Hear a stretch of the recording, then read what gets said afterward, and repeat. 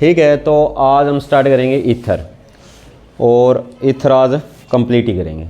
ठीक है, तो ईथर के अंदर देखो, जो हमने पढ़ा था कि ईथर बनती कैसे है, ये हमने स्टार्टिंग में इंट्रोडक्शन में पढ़ा था कि जब कोई भी आपको एल्केन दे रखी है, ठीक है, उस एल्केन का हाइड्रोजन एटम किससे रिप्लेस हो जाए, कोई भी एल्कोक्सी या एराइलोक्सी ग्रुप से क्या हो जाएगा, रिप्लेस हो जाएगा, तो हमें क्या मिलेगी, एक ईथर मिलेगी।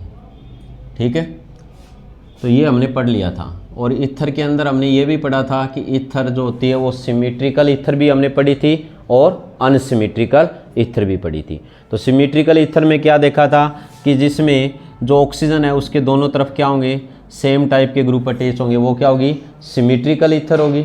ठीक है, और जिसमें क्या होंगे, दो डिफरेंट टाइप्स के ग्रुप क्या होंगे, ऑक्सीजन के दोनों तरफ प्रेजेंट होगी, वो कौन सी होगी, अनसिमेट्रिकल ईथर होगी। तो ये हमने इसका नोमेनक्लेचर वगैरह सारा कुछ स्टडी कर लिया था। आईयूपीएसी के अंदर तो इनको एल्कोक्सी एल्केन बोलते हैं, ये हमने पढ़ा है, क्या बोले, एल्कोक्सी एल्केन। जैसे यहाँ पे सिंपल एग्जांपल ले लें हम, ये सिमेट्रिकल ईथर है तो ये होगी मिथोक्सी मीथेन। ठीक है, अगर इसके अंदर देखें ये अनसिमेट्रिकल ईथर अपने को दी है, तो ये क्या है, मिथोक्सी इथेन दे रखी है। ठीक है, ये दोनों हम पढ़ चुके हैं। कॉमन सिस्टम में इसको क्या बोलेंगे, हमने पढ़ा एल्काइल ईथर, क्या बोलेंगे, एल्काइल ईथर। ठीक है, तो ये क्या हो गई, डाईमिथाइल ईथर। ठीक है, और इनको अल्फ़ाबेटिकली बोलते हैं अनसिमेट्रिकल को, तो इथाइल मिथाइल ईथर, ये हम पढ़ चुके हैं। ठीक है, फिर हमने क्या देखा था, इसका स्ट्रक्चर भी देखा था। ठीक है, ईथर का जो स्ट्रक्चर है उसके अंदर अगर हम देखेंगे तो हमें पता है कि ईथर में क्या होते हैं, दो बल्की ग्रुप किससे जुड़े होते हैं, ऑक्सीजन एटम से। ठीक है, और ऑक्सीजन का हाइब्रिडाइजेशन जो होता है वो sp3 होता है, क्या होता है, sp3 होगा, जिसमें हमें पता है कि इसके पास दो लोन पेयर इलेक्ट्रॉन होते हैं और दो बॉन्ड पेयर होते हैं। तो यहाँ बल्की ग्रुप की प्रेजेंस के कारण हमने पढ़ा था इसका जो बॉन्ड एंगल होता है वो कितना होता है, ठीक है, इतना होता है। ये नॉर्मल टेट्राहेड्रल बॉन्ड एंगल से बड़ा होगा, क्यों, क्योंकि यहाँ पे ये दो बड़े जो बल्की ग्रुप प्रेजेंट है, एल्काइल ग्रुप, इनके बीच में क्या होगी, रिपल्सन होगी, जिससे ये बॉन्ड एंगल बढ़ जाएगा। ये था इसका स्ट्रक्चर, ये हम पढ़ चुके हैं। ठीक है, उसके बाद जो हम स्टार्ट करेंगे इसके अंदर, सबसे पहले हम पढ़ते हैं फिजिकल प्रॉपर्टी। ठीक है, उसके बाद हम इसकी प्रिपेरेशन और केमिकल प्रॉपर्टी पढ़ेंगे, ताकि माहौल एक सा बना रहे केमिकल रिएक्शनों का। ठीक है, तो सबसे पहले हम स्टार्ट करेंगे ईथर की फिजिकल प्रॉपर्टी, और उसके बाद हम पढ़ेंगे प्रिपरेशन ऑफ ईथर। ठीक है, तो ईथर की जो फर्स्टली हम स्टडी कर रहे हैं फिजिकल प्रॉपर्टी के अंदर, वो हम स्टडी करेंगे इसकी फिजिकल स्टेट या कलर के बारे में बात करेंगे। ठीक है, तो यहाँ पे इसने बताया जो लोअर मेंबर है, जैसे डाई मिथाइल ईथर है या मिथाइल इथाइल या इथाइल मिथाइल ईथर है, यानी लोअर मेंबर की अगर हम बात करें तो जो लोअर मेंबर हैं, ठीक है, 1 to 2 कार्बन एटम तक, वो क्या होंगे, कलरलेस होंगे, कलरलेस। और क्या होगी, फिजिकल स्टेट में बात करें तो ये अपने को क्या मिलेगी, गैसेस मिलेगी। ठीक है, अगर हम हायर मेंबर की बात करें तो हायर मेंबर के अंदर अगर हम देखेंगे तो इनकी होंगे तो ये भी क्या, कलरलेस, पर इनकी क्या होगी, कुछ स्मेल होगी। ठीक है, और ये क्या मिलेंगे अपने को, लिक्विड स्टेट के अंदर मिलेंगे। ठीक है, ये हो गया किसके बारे में, फिजिकल स्टेट के बारे में। ठीक है, इसके बाद हम बात करते हैं किसकी, बॉइलिंग पॉइंट की। ठीक है, तो जो नेक्स्ट अपने को प्रॉपर्टी दिए हैं वो दिए बॉइलिंग पॉइंट। तो अगर हम बॉइलिंग पॉइंट की बात करें तो हमें पता है कि ईथर के अंदर हम कोई भी ईथर लेके चलें, जैसे ये हमने डाई मिथाइल ईथर लिया। ठीक है, तो ईथर में हमें पता है कि जो एल्काइल ग्रुप है या जो कार्बन एटम है वो किससे जुड़ा हुआ है, एक हाईली इलेक्ट्रोनेगेटिव ऑक्सीजन एटम से जुड़ा हुआ है। ठीक है, तो इसका मतलब ये जो मॉलिक्यूल होगा ईथर का, वो मॉलिक्यूल क्या होगा, स्लाइटली पोलर होगा नेचर में। क्या होगा? स्लाइटली पोलर, क्योंकि इलेक्ट्रोनेगेटिव एटम की प्रेजेंस के कारण उस पर क्या जनरेट हो जाएंगे? पोल्स जनरेट हो जाएंगे। ठीक है, तो इलेक्ट्रॉन डेंसिटी अट्रैक्ट करेगा, उधर नेगेटिव हो गया, दूसरी साइड में क्या होगा? पॉजिटिव होगा। तो यानी ये क्या होगा? स्लाइटली पोलर होगा। और पोलर मॉलिक्यूल जो होते हैं उनमें किस टाइप की फोर्स ऑफ अट्रैक्शन मिलेगी अपने को? जो dipole dipole force of attraction होगी। हालांकि ये जो डाइपोल डाइपोल अट्रैक्शन है ये क्या होगी? वीक होगी। फिर भी जो इसने बताया कि जो लोअर मेंबर्स होंगे, जो लोअर मेंबर्स होते हैं किसके? ईथर के, उनका जो बॉइलिंग पॉइंट है, ठीक है, जो बॉइलिंग पॉइंट होगा लोअर मेंबर का ईथर का, वो अपने जो रिस्पेक्टिव कंपेरेबल मॉलिक्यूलर मास के जो एल्केन्स होंगे उनकी कंपेयर में क्या होगा? ज़्यादा होगा। क्या मिलेगा? हाई मॉलिक्यूलर मास है। जो अपने को कंपेरेबल मॉलिक्यूलर मास के ईथर दिए हैं, जो ईथर है वो अपने कंपेरेबल मॉलिक्यूलर मास के एल्केन्स की कंपेयर में क्या शो करेंगे? हाई बॉइलिंग पॉइंट शो करेंगे। ठीक है, बट अगर हम बात करें जो हायर मेंबर्स होते हैं ईथर के जो हायर मेंबर्स होंगे, ठीक है, उनका जो बॉइलिंग पॉइंट होगा वो उनके कंपेरेबल मॉलिक्यूलर मास के जो अपने को एल्केन्स दे रखे हैं उनकी कंपेयर में क्या शो करेंगे? लो बॉइलिंग पॉइंट शो करेंगे। क्यों शो करेंगे? क्योंकि जो हायर मेंबर्स होते हैं वो क्या होंगे? अनसिमेट्रिकल होंगे। क्या होंगे? अनसिमेट्रिकल होंगे स्ट्रक्चर के अंदर, जबकि जो एल्केन्स होते हैं वो क्या होते हैं? सिमेट्रिकल होंगे। तो ये जो ज्योमेट्रिकल जो डिस्टर्बेंस होगी, यानी अनसिमेट्रिकल होने के कारण इनके अंदर जो वंडरवाल फोर्स ऑफ अट्रैक्शन होगी वो क्या होगी? क्या होगी? वीक होगी।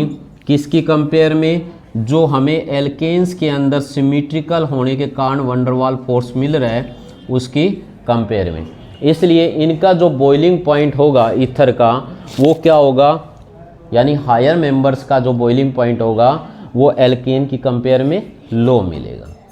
ठीक है, ये था किसके बारे में? बॉइलिंग पॉइंट में। ठीक है, और फिर अगर हम बात करें, वैसे ही हमें पता ही है कि ये बॉइलिंग पॉइंट किस पे डिपेंड करता है? फोर्स ऑफ अट्रैक्शन पे।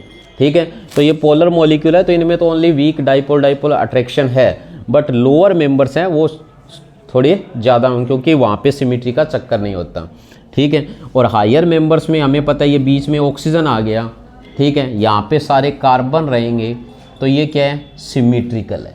ठीक है, इसी ऑक्सीजन एटम की प्रेजेंस के कारण क्या हो जाएगा? ये अनसिमेट्रिकल हो जाएगा। ठीक है, इसलिए इनका बॉइलिंग पॉइंट क्या होगा? लो होगा। अब उसके बाद जो थर्ड प्रॉपर्टी दी है वो दी है सॉल्युबिलिटी। ठीक है, सॉल्युबिलिटी जो है किसके अंदर? वाटर के अंदर इनकी सॉल्युबिलिटी दी है।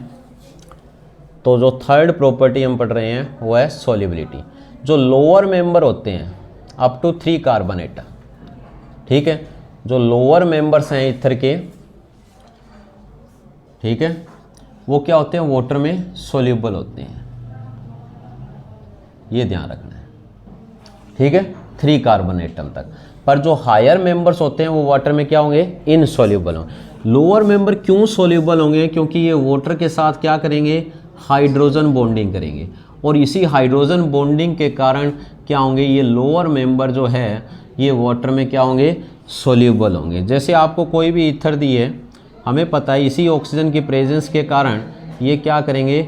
वाटर के साथ क्या करेंगे? हाइड्रोजन बॉन्डिंग करेंगे। इसलिए जो लोअर मेंबर है ये वाटर में क्या होते हैं? सोल्यूबल होते हैं। ठीक है, और जो हायर मेंबर्स हैं वो वाटर में क्या होंगे? इनसोल्यूबल होंगे। ठीक है, क्योंकि एल्काइल ग्रुप जो है वो साइज़ में बड़ा हो जाएगा तो हाइड्रोजन बॉन्डिंग इतनी नहीं हो पाएगी, इफेक्टिव नहीं होगी, तो उसके कारण वाटर में ये इनसोल्यूबल होंगे। क्लियर हो गया? और जो लोअर मेंबर है ना, जैसे हम बात करें 3 या 4 कार्बन एटम तक, ठीक है, तो ये क्या है? लगभग एल्कोहल के सिमिलर सोल्युबिलिटी शो करते हैं, पर उसके बाद इनकी सोल्युबिलिटी क्या हो जाती है? डाउन हो जाती है। ठीक है, उसके बाद जो नेक्स्ट प्रॉपर्टी है वो अपने को दी है डेंसिटी। ठीक है, अगर हम डेंसिटी की बात करें तो जो ईथर होते हैं वो क्या होते हैं? लाइटर होते हैं। किसकी कंपेयर में? वाटर की कंपेयर में। यानी वाटर से इनकी डेंसिटी क्या होगी, कम होगी। ठीक है, तो यानी इनको हम बोलेंगे क्या, ये लो डेंसिटी शो करते हैं। ठीक है, ये थी फिजिकल प्रॉपर्टी। अब हम जो पढ़ेंगे वो हम पढ़ेंगे सबसे पहले प्रिपरेशन। ठीक है, और उसके बाद हम पढ़ेंगे केमिकल रिएक्शन। ठीक है, तो प्रिपरेशन के अंदर देखो, प्रिपरेशन ऑफ ईथर अपने को दिए है। ठीक है, तो सबसे पहले हम स्टार्ट करेंगे किससे, फ्रॉम एल्कोहल से। एल्कोहल से हम किस तरह ईथर की प्रिपरेशन करेंगे। ठीक है, तो एल्कोहल से जो हम ईथर जो प्रिपेयर करेंगे ये दो मेथड से करेंगे। होगा तो कैसे, एल्कोहल से हम किस तरह करेंगे, डिहाइड्रेशन के थ्रू। किसके थ्रू करेंगे, bye dehydration of alcohol. Alcohol का जो डिहाइड्रेशन होगा, एक तो होगा क्या, एसिड कैटालाइज्ड, मीन्स एसिड की प्रेजेंस में होगा। ठीक है, और दूसरा जो कैटलिस्ट होगा, ठीक है, उससे हो रहा है। किसके द्वारा, कैटलिस्ट यानी हीटेड एल्यूमिना वगैरह जो दिया है उसके द्वारा होगा। तो सबसे फर्स्टली हम स्टडी कर रहे हैं किससे, बाय एसिड कैटालाइज्ड। तो एसिड कैटालाइज्ड में इसने बताया कि जब आप क्या करते हो, कोई भी आपको एल्कोहल दिया है, ठीक है, उसको आप क्या करोगे, एसिड की प्रेजेंस में हीट करते हो। ठीक है, तो उस कंडीशन पे डिपेंड करता है कि वो आपको एल्कोहल से एल्कीन देगा या ईथर देगा, वो रिएक्शन की कंडीशन पे डिपेंड करेगा। ठीक है, तो इसका जो डिहाइड्रेशन होगा, उसके डिहाइड्रेशन के बाद जो एल्कोहल है वो एसिड की प्रेजेंस के अंदर हमें दो डिफरेंट टाइप्स के प्रोडक्ट देता है। ठीक है, अगर आप इसको एसिड की प्रेजेंस में 413 से 433 केल्विन टेम्परेचर पे हीट करते हो, ठीक है, तो इसका जो डिहाइड्रेशन होके जो एल्कोहल है ये अपने को क्या देगा, एक एल्कीन देगा। क्या देगा, एल्कीन नहीं देगा, ये क्या देगा, अच्छा 413 से 433 पे ना, यहाँ पे आपको क्या मिलेगा, यहाँ पे आपको टेम्परेचर कंडीशन जो दी है वो 443 केल्विन दी है। ये कंडीशन आपको याद रखनी है कि जब आप एल्कोहल को 443 केल्विन टेम्परेचर पे हीट करते हो, मतलब हाई टेम्परेचर पे जब आप हीट करते हो तो इसका डिहाइड्रेशन के बाद आपको एल्कीन मिलेगी। पर अगर इससे लो टेम्परेचर हुआ 413 से 433 केल्विन पे, तो हमें क्या मिलेगा, फिर हमें ईथर मिलेगी। होगा तो डिहाइड्रेशन ही, बट दो डिफरेंट प्रोडक्ट हमें मिल रहे हैं यहाँ पे एल्कोहल के डिहाइड्रेशन से। ठीक है, तो ये कंडीशन ये एग्जाम में आया था क्वेश्चन इनकम्प्लीट रिएक्शन में। ठीक है, तो ये आपको ध्यान रखना है। अब बात करते हैं इसका मैकेनिज्म जो पूछा गया है। ठीक है, तो इस मैकेनिज्म के अंदर अगर आप देखोगे, ठीक है, मैकेनिज्म में हमें पता है कि ये क्या है, एसिड कैटालाइज्ड है। तो स्टेप जो फर्स्ट होगा, ठीक है, फर्स्ट स्टेप के अंदर क्या होगा, जो आपको एल्कोहल दिया है उसका क्या होगा, प्रोटोनेशन होगा। ठीक है, तो सबसे पहले स्टेप में हम क्या लिखेंगे कि प्रोटोनेशन ऑफ एल्कोहल। ठीक है, क्या होगा, प्रोटोनेशन होगा। तो उसमें क्या होगा, जो आपको एल्कोहल मॉलिक्यूल दिया है, ठीक है, हमें पता है कि ये एसिड की प्रेजेंस में हो रही है, तो ये क्या करेगा, इस प्रोटोन को एक्सेप्ट करेगा और यहाँ पे हमें प्रोटोनेटेड एल्कोहल मॉलिक्यूल मिलेगा। क्या मिलेगा, प्रोटोनेटेड एल्कोहल। जैसे ये प्रोटोनेटेड एल्कोहल मॉलिक्यूल बन गया, उसके बाद स्टेप सेकंड स्टार्ट होता है, जो हम यहीं पे साथ की साथ ही कर देंगे। स्टेप सेकंड के अंदर क्या होगा, स्टेप सेकंड में इसने बताया कि अब ये प्रोटोनेटेड क्या मिल रहा है अपने को, एल्कोहल मॉलिक्यूल मिल रहा है। ठीक है, इसके ऊपर होगा न्यूक्लियोफिलिक अटैक। क्या होगा, न्यूक्लियोफिलिक जो अटैक है किसका होगा, एल्कोहल मॉलिक्यूल का। सेम उसी एल्कोहल मॉलिक्यूल का क्या होगा, न्यूक्लियोफिलिक अटैक होगा। अटैक होने के लिए कोई कंडीशन तो होनी चाहिए ना। हमें पता है कि ये अटैक कैसे होगा, जैसे ही यहाँ पे इसका प्रोटोनेशन हुआ तो ये क्या होगा, इस कार्बन ऑक्सीजन बॉन्ड की क्या हो जाएगी, यहाँ पे क्लीवेज हो जाएगी। ठीक है, तो इसने जो प्रोटॉन एक्सेप्ट किया तो इसका मतलब ये बॉन्ड क्लीवेज होगी, और उसी टाइम क्या होगा, ये जो एल्कोहल मॉलिक्यूल है इसका क्या हो जाएगा, यहाँ पे न्यूक्लियोफिलिक अटैक हो जाएगा। ठीक है, तो जो हमें प्रोडक्ट मिलेगा सब्स्टिट्यूटेड वो कौन सा मिलेगा, CH3 CH2, यहाँ पे अटैक किया उसने एल्कोहल ने। ठीक है, तो ये सब्स्टिट्यूटेड हमें क्या मिलेगा, प्रोडक्ट मिलेगा। ये स्टेप सेकंड के अंदर क्या हो रहा है, न्यूक्लियोफिलिक अटैक हो रहा है। फिर बात आती है स्टेप थर्ड की। तो जो स्टेप थर्ड अपने को दिया है उसके अंदर क्या होगा, प्रोटॉन रिलीज होगा, या आप कह सकते हो डीप्रोटोनेशन हो जाएगा। क्या हो जाएगा, ठीक है, क्योंकि स्टार्टिंग में उसने प्रोटॉन एक्सेप्ट किया था, वो लास्ट में क्या हो जाएगा, रिलीज हो जाएगा, और हमें क्या मिलेगा, यहाँ पे एक ईथर का मॉलिक्यूल मिलेगा। ठीक है, तो इस तरह इस मैकेनिज्म को आपने करना है। ठीक है, तो इसके अंदर जो इम्पोर्टेंट बातें हैं वो आपको ध्यान रखनी है। ठीक है, ये कौन से मैकेनिज्म को फॉलो करता है, ये कंपटीशन का क्वेश्चन बनता है।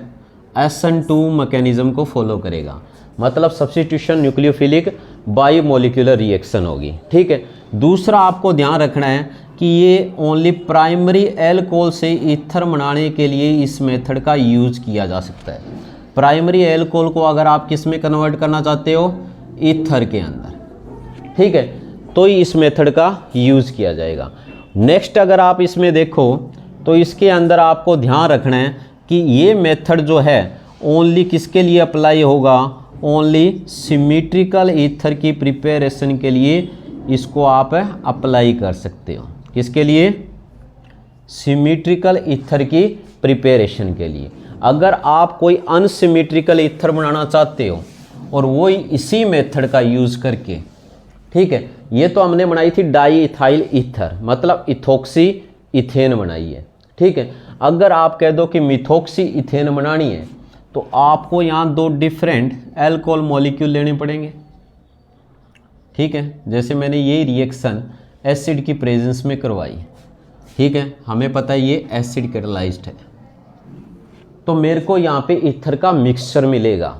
ठीक है, जो हम चाहते हैं सिंगल वो प्रोडक्ट नहीं मिलेगा, यहाँ पे हमें क्या मिलेगा, ईथर का मिक्सचर मिलेगा। हम बनाना तो चाहते थे मिथोक्सी इथेन, बट हमें क्या मिलेगा साथ में, ये दूसरे प्रोडक्ट भी क्या मिलेंगे, एज ए बाई प्रोडक्ट मिलेंगे।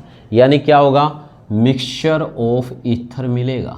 क्या मिलेगा, मिक्सचर ऑफ ईथर। तो मतलब ये मेथड ओनली किसके लिए अप्लाई होगा, सिमेट्रिकल ईथर के लिए। दूसरा ये आपने ध्यान रखना है कि प्राइमरी एल्कोहल ही क्या बनाएगा, ईथर बनाएगा। अगर यहाँ पे आपने सेकेंडरी या टर्सरी एल्कोहल यूज किया, ठीक है, तो आपको क्या मिलेगी, यहाँ पे एल्कीन मिलेगी। क्या मिलेगी, ठीक है, क्योंकि ये SN2 मैकेनिज्म को फॉलो करता है। किसको फॉलो करती है ये रिएक्शन है, SN2 मैकेनिज्म को। स्टेरिक हिंड्रेंस क्रिएट होते ही वहाँ पे क्या हो जाएगा, एल्कीन प्रोड्यूस होगी। समझ में आया। तो ये तो हो गया एसिड कैटलाइज्ड। अब दे रखा है ये रिएक्शन हमें किसकी प्रेजेंस में करनी है, कैटलिस्ट की प्रेजेंस में। ठीक है, ये कह रहा है कि अगर एल्कोहल के वेपर को हम किसके ऊपर से पास करें, हीटेड एल्यूमिना के ऊपर से पास करें। ठीक है, यानी वो क्या एक तरह का कैटालाइटिक हो गया। ठीक है, कैटालाइटिक डिहाइड्रेशन जो सेकंड अपने को दिया है कैटालाइटिक डिहाइड्रेशन में, उसने बताया कि अगर आपको कोई अल्कोहल दिया है, ठीक है, और उस अल्कोहल के वेपर को आप क्या करते हो, हीटेड एल्यूमिना के ऊपर से पास करते हो। ये इथेनॉल ही लिखा है मैंने अरेंज करके। ठीक है, हीटेड एल्यूमिना के ऊपर से पास किया जाता है। ठीक है, 523 केल्विन टेम्परेचर पे या 573 केल्विन तक ले सकते हो। ठीक है, तो क्या हो जाएगा, इसका डिहाइड्रेशन हो जाएगा और हमें क्या मिलेगी यहाँ पे, ईथर मिलेगी। क्या मिलेगी, ईथर। ठीक है, ये आ गया सेकंड मेथड। थर्ड मेथड जो अपने को दिया है वो है direct addition of alcohol. Direct addition of alcohol किसके अंदर, एल्कीन के अंदर, in presence of acid as a catalyst. ठीक है, किसके अंदर करेंगे, इन एल्कीन। एल्कीन के अंदर हम डायरेक्ट एडिशन करवाएंगे। ठीक है, तो जैसे अपने को यहाँ पे कोई एल्कीन दे रखी है, मान लो ये एक एल्कीन दी है और इसमें हम करवा रहे हैं मिथेनॉल का एडिशन, जो कि क्या एक एल्कोहल है, किसकी प्रेजेंस में, कंसंट्रेटेड सल्फ्यूरिक एसिड की प्रेजेंस में। ठीक है, H2SO4 लिख दो, या ये कैटलिस्ट है। ठीक है, तो इसका क्या हो जाएगा, मार्कोनी एडिशन हो जाएगा। क्या हो जाएगा, मार्कोनी एडिशन। ठीक है, और हमें क्या मिलेगी, ईथर मिलेगी। तो हमें पता है कि ये कहाँ जाएगा, जहाँ लो नंबर ऑफ हाइड्रोजन है, और ये कहाँ जाएगा, जहाँ high number of hydrogen atom present. ठीक है, तो ये अपने को मिल गई यहाँ पे ईथर। तो ये मेथड भी आप यूज़ कर सकते हैं। 3 हो गए। तो लास्ट जो इम्पोर्टेंट मेथड है वो हम करेंगे अब, विलियमसन सिंथेसिस। ठीक है, या उससे पहले एक और कर लेते हैं। कौन सा, सिल्वर ऑक्साइड के साथ अगर एल्काइल हैलाइड को हीट किया जाता है। ठीक है, फोर्थ मेथड अपने को दिए, क्या दिए, फ्रॉम एल्काइल हैलाइड,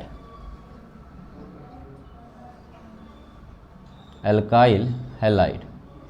ठीक है, ये कन्वर्जन के लिए काम आने वाली रिएक्शन है। ठीक है, मान लो आपको कोई एल्काइल हैलाइड दिए है।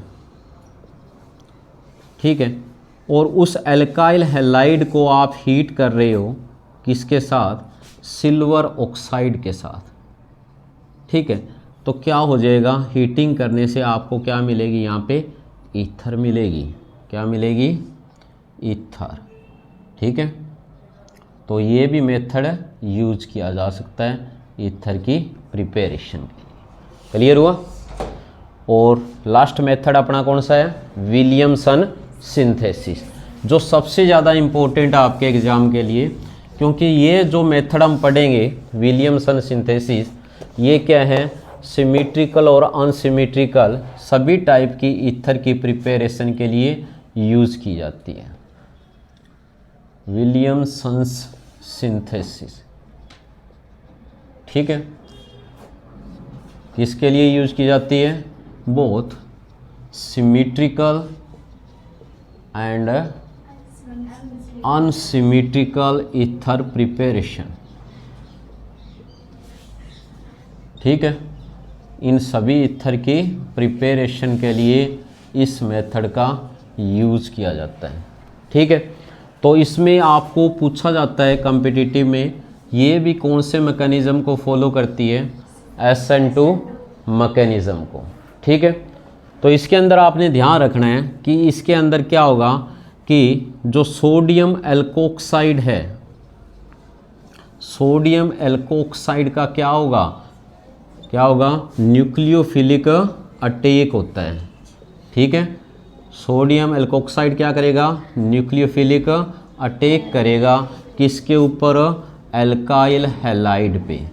ठीक है, तो ये बातें आपको ध्यान रखनी है। जो मेन बात है इसके अंदर जो आपको ध्यान रखनी है वो ये ध्यान रखनी है कि एल्काइल हैलाइड हमेशा क्या होगा, प्राइमरी एल्काइल हैलाइड होगा या मिथाइल हैलाइड हो सकता है, बट सोडियम जो एल्कोक्साइड होगा वो क्या हो सकता है, प्राइमरी भी हो सकता है, सेकेंडरी भी हो सकता है और टर्सरी भी हो सकता है। ठीक है, तो उससे आप क्या है, ईथर की प्रिपरेशन करोगे। ठीक है, तो यहाँ पे अपने को दिए, ये दिए सोडियम एल्कोक्साइड। ठीक है, तो हमें पता है ये कंडीशन है, या नेगेटिव लिख लो, ये पॉजिटिव, और ये किसके साथ रिएक्शन करेगा, कोई भी प्राइमरी एल्काइल हैलाइड पे। तो इसका क्या होगा, ये SN2 मैकेनिज्म को फॉलो करेगा, ठीक है, न्यूक्लियोफिलिक अटैक होना है, तो हमें क्या मिलेगा यहाँ पे, ईथर मिलेगी। ठीक है, यहाँ पे आप कोई भी एग्जाम्पल ले सकते हो।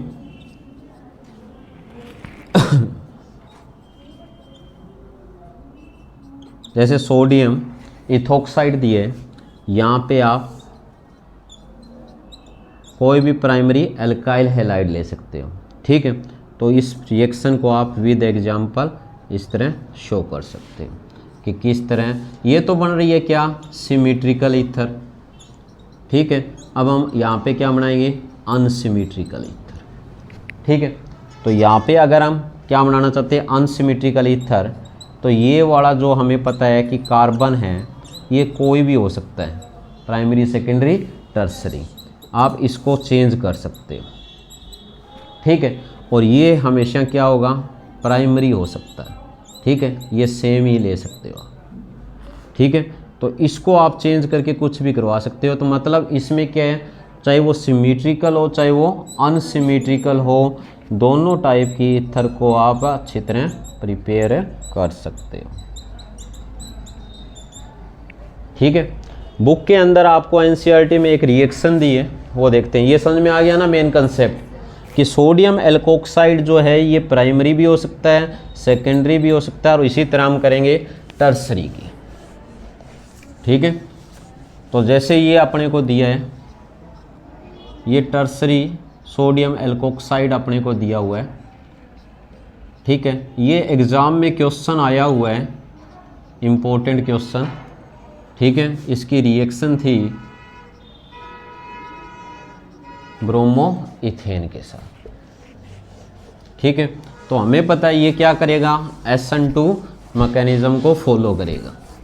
ये दिया हुआ नहीं था, हालांकि एग्ज़ाम में इस टाइप से क्वेश्चन दिया हुआ था। आपसे पूछा गया था कि इसका प्रोडक्ट क्या मिलेगा। ठीक है, और हमें ईथर एज ए प्रोडक्ट चाहिए, तो इस रिएक्शन को आप किस तरह रीअरेंज करोगे। ठीक है, ये क्वेश्चन आया था इनकम्प्लीट, और इसके नीचे 2 पॉइंट लिखे थे, उनको कंप्लीट करना था। तो पहले हम ये करते हैं। ठीक है, तो हमने ये पढ़ा है कि ये प्राइमरी सेकेंडरी और टर्सरी सोडियम एल्कोक्साइड कुछ भी हो सकता है। ठीक है, और ये SN2 मैकेनिज्म को फॉलो करेगा, तो मतलब इस पे क्या होगा, न्यूक्लियोफिलिक अटैक होना है, और हमें क्या मिलेगी यहाँ पे, टाइट ब्यूटाइल इथाइल ईथर मिलेगी। ये मिलेगा CH3, ठीक है, O फिर CH2 CH3, ये प्रोडक्ट पॉसिबल है। बट अगर इस तरह रिएक्शन आ जाए तो ये वाला प्रोडक्ट नहीं मिलेगा, क्योंकि सोडियम एल्कोक्साइड यहाँ पे क्या है, ये तो प्राइमरी है, बट एल्काइल हैलाइड क्या है, टर्सरी है। ठीक है, तो आपको ध्यान रखना है कि ये सोडियम एल्कोक्साइड अकेला न्यूक्लियोफाइल नहीं है। क्या नहीं है, ये अकेला न्यूक्लियोफाइल नहीं है, साथ के साथ ये क्या है, एक स्ट्रॉन्ग बेस है। क्या ये एक स्ट्रॉन्ग बेस होता है, और जो स्ट्रॉन्ग बेस होते हैं ना, वो क्या होते हैं, प्रोटॉन एक्सेप्टर होते हैं। ठीक है, तो यहाँ पे इसने बताया है कि जो सब्स्टिट्यूशन की बजाय क्या हो जाएगा, एलिमिनेशन हो जाएगा। ठीक है, तो हमें पता है इस कार्बन के साथ जो भी अल्फा ये कार्बन कौन सा है, अल्फा, और इसके नेक्स्ट वाला क्या है, बीटा। ठीक है, यानी मतलब इससे नेक्स्ट का जो कोई भी कार्बन होगा उससे ये बेस क्या करेगा, प्रोटॉन एक्सेप्ट करेगा, और वहाँ से हाइड्रोजन एब्स्ट्रैक्ट कर लेगा या प्रोटॉन एब्स्ट्रैक्ट कर लेगा। एक तरह से यहाँ डीहाइड्रो हैलोजिनेशन हो जाएगा, एक साइड से हाइड्रोजन निकल जाएगी और एक साइड से हैलोजन निकल जाएगा, और हमें जो प्रोडक्ट मिलेगा वो ईथर की बजाय क्या मिल रहा है, यहाँ पे हमें ईथर की बजाय क्या मिलेगी, एल्कीन मिलेगी। क्या मिलेगी, ठीक है, और साथ में अपने को क्या मिल रहा है यहाँ, इथेनॉल। ठीक है, ये Br किसके साथ जुड़ जाएगा, सोडियम के साथ। ठीक है, तो ये पूछा गया था, ये प्रोडक्ट बनना था वहाँ पे, समझ में आई बात। ठीक है, और फिर ये रिएक्शन आपने लिखनी थी अरेंज करने, क्योंकि उसने कहा कि टाइट ब्यूटाइल इथाइल ईथर बनाओ।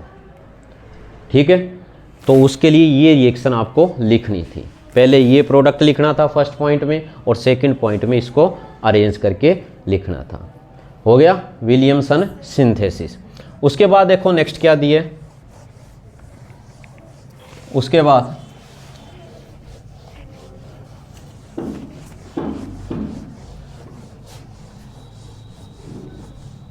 इसी तरह यहाँ पे इसने बताया कि आप क्या कर सकते हो, ये तो एल्काइल था ना, ठीक है, इसी तरह फिनोल से भी आप क्या बना सकते हो, ईथर बना सकते हो। फिनोल से ईथर कैसे बनाओगे भाई, हमें पता है ये आपको फिनोल दिए, ठीक है, और इस फिनोल को आप ट्रीट कर दो किसके साथ, सोडियम हाइड्रोक्साइड के साथ, एनिजोल बना सकते हो, ठीक है। इसके साथ ट्रीट करोगे तो हमें क्या मिलेगा, सोडियम फिनोक्साइड, मतलब जो अपने को मिलेगा, ठीक है, वो एक सोडियम का एल्कोक्साइड ही मिल रहा है, ठीक है, तो ये फिनोक्साइड मिल जाएगा अपने को। अब ये कोई भी जो एल्काइल हैलाइड है, जैसे मैंने यहाँ पे मिथाइल ब्रोमाइड ले लिया, ठीक है, उसके साथ रिएक्ट करके क्या देगा अपने को, ईथर देगा। समझ में आई बात। तो इस तरह हम एरोमेटिक ईथर भी प्रिपेयर कर सकते हैं, ठीक है। तो ये जो अपने को मिला इसको क्या बोलते हैं, एनीसोल बोलो, एनीजोल बोलो, ठीक है। तो दोनों टाइप की ईथर हो गई ना। उसके बाद नेक्स्ट अपने को क्या दिए, केमिकल प्रॉपर्टी या केमिकल रिएक्शन देखेंगे, ठीक है। तो ये हो गया ईथर का।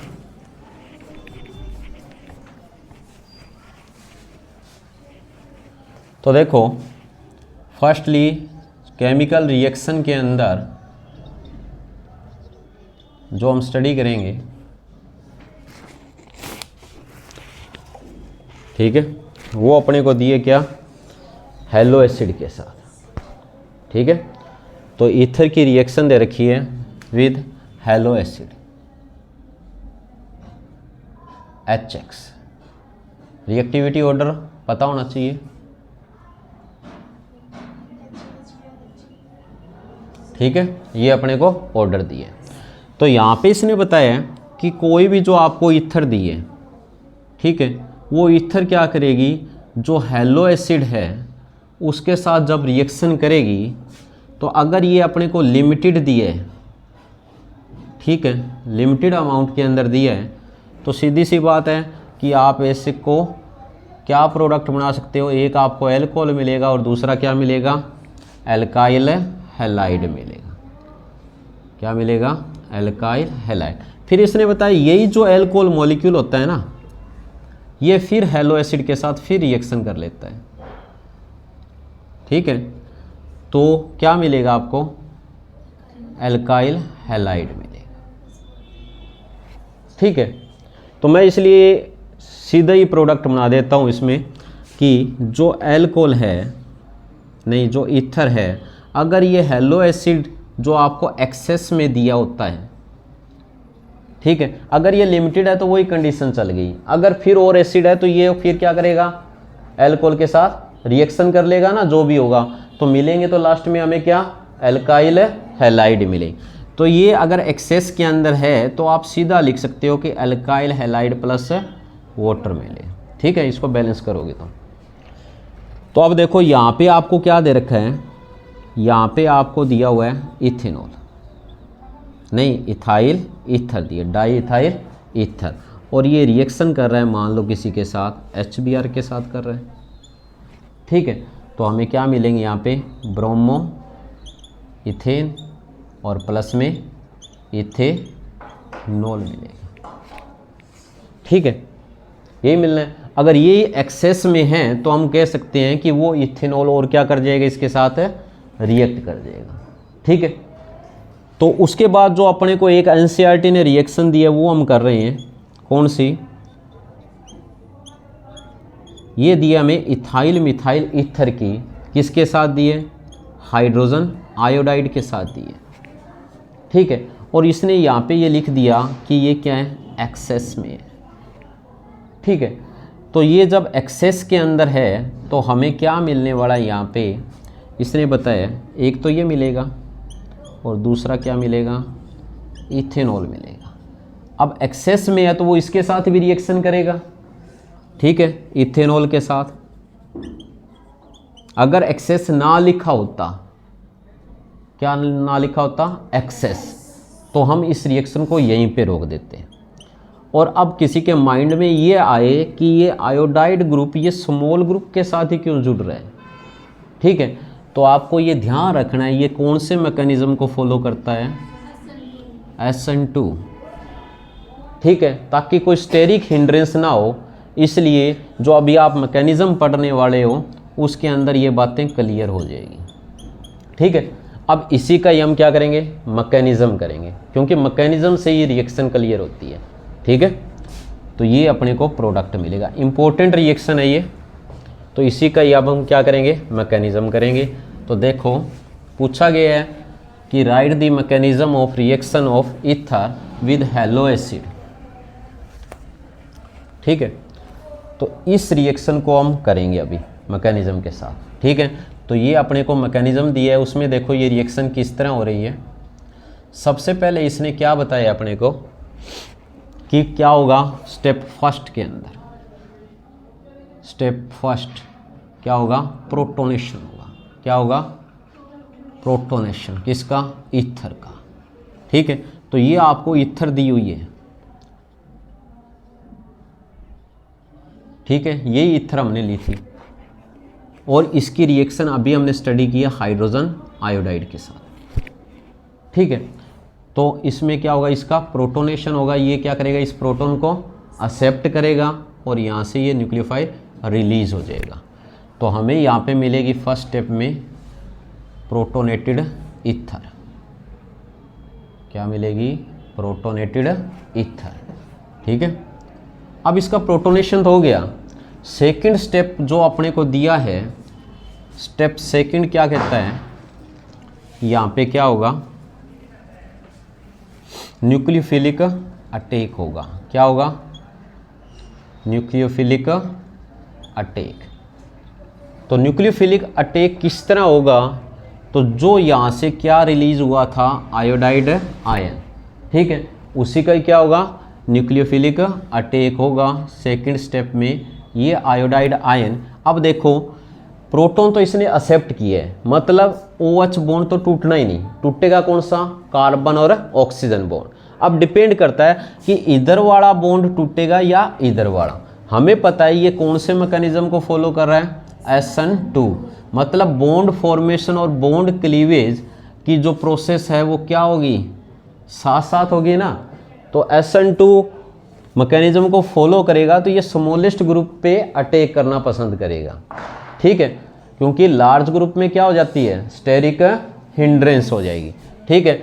तो इस पे जैसे ही न्यूक्लियोफिलिक अटैक होगा तो हमें यहाँ पे दो प्रोडक्ट मिलेंगे, कौन से, एक तो मिलेगा इथेनॉल और दूसरा क्या मिलेगा, एल्काइल हैलाइड।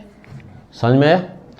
अब ये जो इथेनॉल मिला है ये फिर क्या करेगा, दूसरे मॉलिक्यूल से रिएक्ट करेगा, इथेनॉल का फिर क्या हो जाएगा, फिर प्रोटोनेशन हो जाएगा, ठीक है। अब आप एल्कोहल के जो डिहाइड्रेशन वाला सिस्टम है वो देख लो, ठीक है। तो इसमें क्या होगा, हमें पता है क्या मिल जाएगा, प्रोटोनेटेड एल्कोहल मॉलिक्यूल मिल जाएगा। क्या मिलेगा, प्रोटोनेटेड एल्कोहल, ठीक है। समझ में आई बात। यहाँ से क्या रिलीज हो गया, यही न्यूक्लियोफाइल फिर रिलीज हो गया। फिर आगे वाले स्टेप में क्या होगा, सेम यही न्यूक्लियोफिलिक फिर अटैक होगा। क्या होगा, न्यूक्लियोफिलिक अटैक होगा, ठीक है। तो इसलिए जो हमें प्रोडक्ट मिलेंगे वो ओनली क्या मिलेंगे, एल्काइल हैलाइड मिलेंगे। समझ में आया। तो इस तरह आपने इस रिएक्शन को कंप्लीट करना है। अब बात ये आती है किसकी, ये तो सीधा दिया था जो आपको एनसीईआरटी में, ठीक है। कई बार क्या होता है, ये रिएक्शन दी होती है, हमें पता है कि ये सारी जो ईथर है वो हेलो एसिड के साथ SN2 मैकेनिज्म को फॉलो करेगी, ठीक है। बट यहाँ पे इसने कहा है कि अगर आपको टर्ट ब्यूटाइल ईथर दी है, टर्ट ब्यूटाइल इथाइल ईथर दी है और ये ही किसके साथ रिएक्शन कर रही है, हाइड्रोजन आयोडाइड के साथ रिएक्शन कर रही है। तो ये कौन से मैकेनिज्म को फॉलो करेगी, ये SN1 मैकेनिज्म को फॉलो करेगी। क्यों करेगी, तो यहाँ पे इसने बताया है कि जैसे ही क्या होता है, इसका जो फर्स्ट स्टेप कंप्लीट होता है, मतलब अगर यहाँ से ये मॉलिक्यूल रिलीज होता है कौन सा, एल्कोहल का, तो उसके बाद जो कार्बोकेटाइन मिलेगा वो क्या होगा, स्टेबल होगा, क्योंकि वो टर्सरी कार्बोकेटाइन होगा। ठीक है, तो इसी मैकेनिज्म को हम साथ के साथ ही कर लेते हैं, या पहले प्रोडक्ट बना दे। चलो, जो हमें प्रोडक्ट मिलेंगे वो ये प्रोडक्ट मिलने वाले हैं। क्या मिलेगा, ये प्रोडक्ट मिलेगा। ठीक है, क्यों मिला ये, इसके बारे में इसने बताया। इसका अगर आप मैकेनिज्म ये पूछा गया है, इम्पोर्टेंट है। इथर ऐसे नहीं है कि छोटा सा पार्ट दिया है तो इम्पोर्टेंट नहीं है, क्योंकि छोटा है बट इजी स्टेप है, इसमें तो आ सकते हैं। ये रिएक्शन जैसे होगी वो किस तरह होगी, तो स्टेप फर्स्ट के अंदर क्या होगा, ये जो ईथर है इसका क्या होगा, प्रोटोनेशन होगा। क्या होगा, प्रोटोनेशन। तो स्टेप फर्स्ट ये अपने को दिए, जो कि स्लो स्टेप है। ठीक है, ये क्या करेगा, हाइड्रोजन आयोडाइड के साथ रिएक्शन करेगा, यहाँ से प्रोटॉन एक्सेप्ट किया और ये न्यूक्लियोफाइल रिलीज हो जाएगा। ठीक है, तो अपने को क्या मिलेगा, यहाँ पे अपने को मिल रहा है क्या,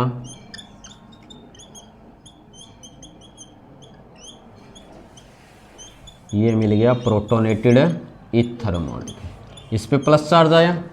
ठीक है, अब इसकी बजाय ये कार्बोकेटाइन ज़्यादा स्टेबल है, इसलिए बॉन्ड क्लीवेज इधर से होगी। ठीक है, तो यहाँ पे जो अपने को मिलेगा वो क्या मिलेगा, टर्ट ब्यूटाइल कार्बोकेटाइन। क्या मिलेगा, क्योंकि यहाँ पे 3 अल्काइल ग्रुप प्रेजेंट है। ठीक है, तो इसलिए वो क्या करेंगे, उस कार्बोकेटाइन को स्टेबलाइज कर देंगे। तो उसके बाद आता है स्टेप सेकंड।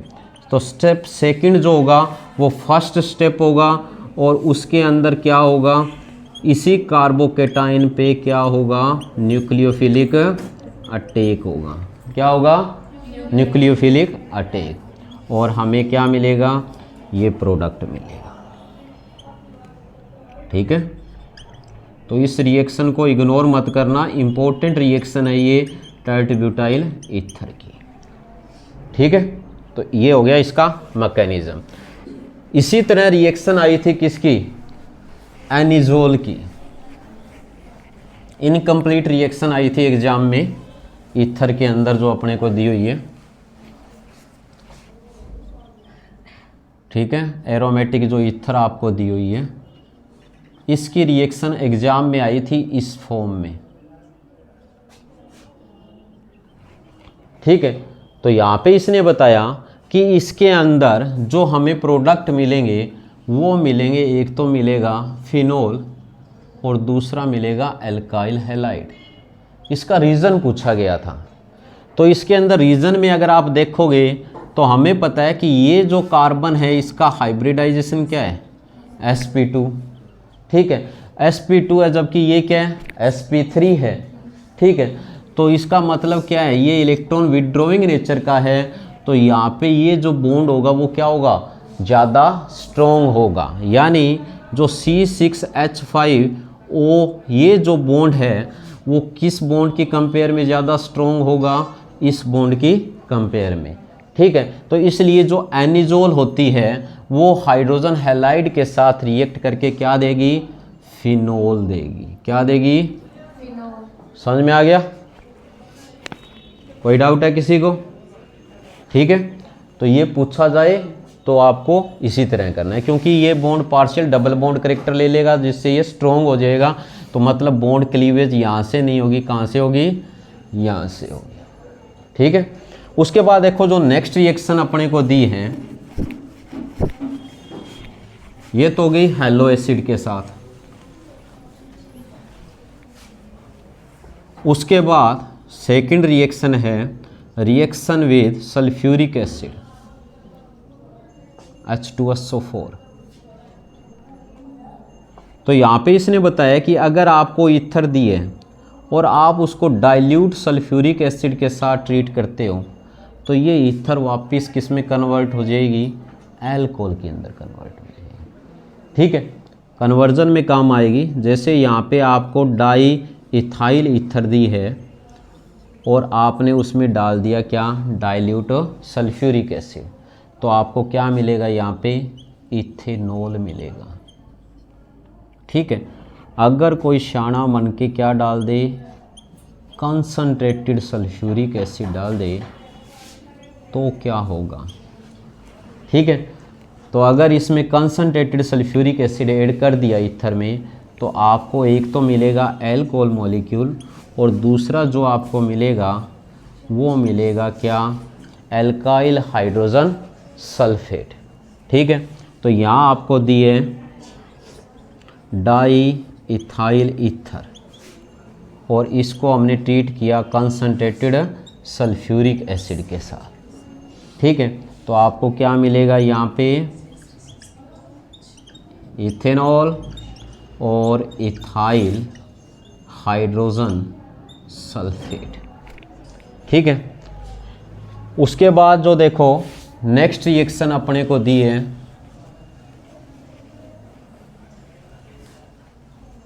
वो किसके साथ दी है,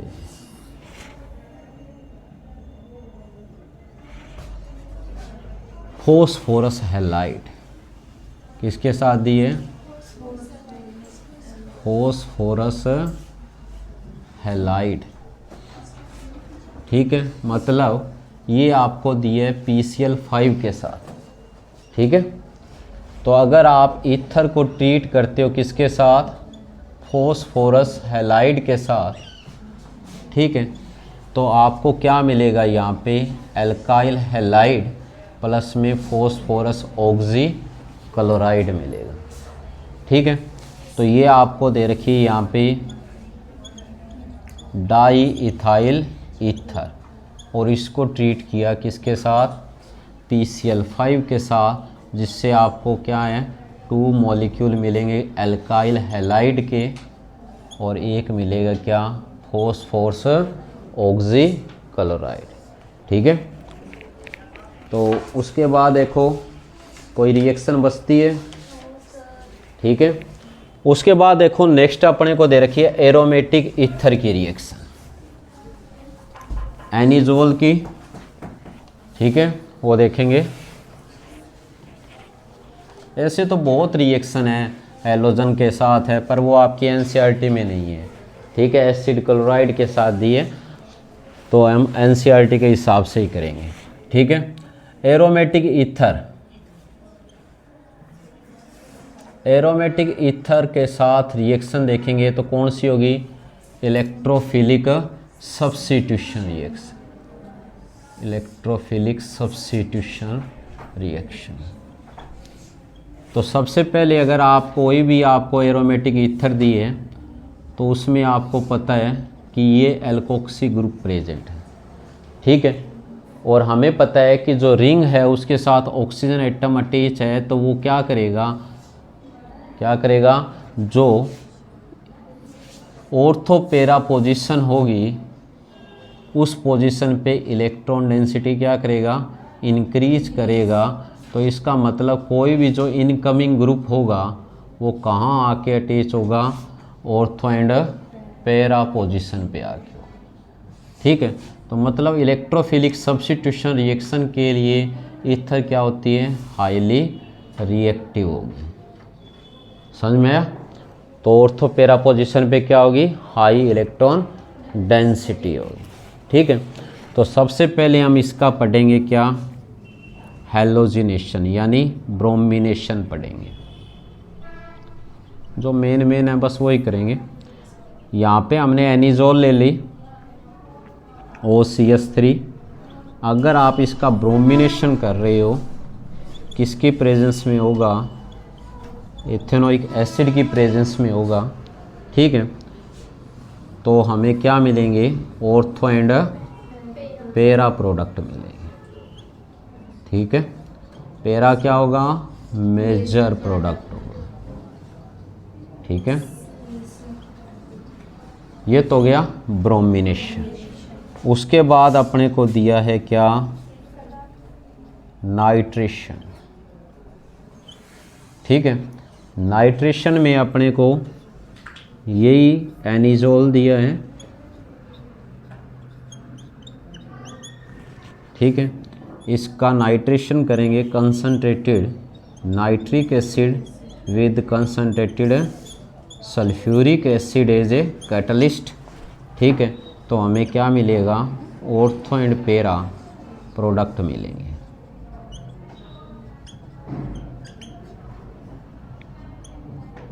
ठीक है, तो ये हो गया ईथर का नाइट्रेशन, ठीक है। उसके बाद अपने को दिए क्या, फ्रीडल क्राफ्ट एल्काइलेशन और एसाइलेशन, ठीक है, वो दे रखा है। फ्रीडल क्राफ्ट रिएक्शन दिया ना, तो ये अपने को एनिसोल दिए OCH3।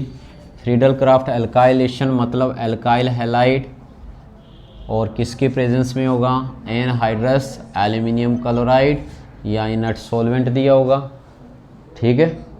पोलराइजेशन ज़्यादा ना हो भाई, ठीक है, तो उनकी प्रेजेंस में हो रहा है, तो ये अपने को क्या मिलेंगे, ऑर्थो एंड पैरा प्रोडक्ट मिलेंगे, ठीक है। ये तो हो गया फ्रीडल क्राफ्ट एल्काइलेशन, ठीक है। इसके बाद दिए फ्रीडल क्राफ्ट एसाइलेशन, जो ईथर का लास्ट टॉपिक है ना। राजी हो गए कि ईथर कंप्लीट हुई, ठीक है। एसाइल हैलाइड दिए, ठीक है, और एनहाइड्रस एल्यूमिनियम क्लोराइड की प्रेजेंस में हो रहा है, ठीक है। तो ये मिल जाएगा अपने को OCH3CO, ठीक है। ये हो गया अपना alcohol phenol and ether complete, ठीक है। तो अब तुम्हारा 80% सिलेबस हो गया, ठीक है भाई, थैंक यू।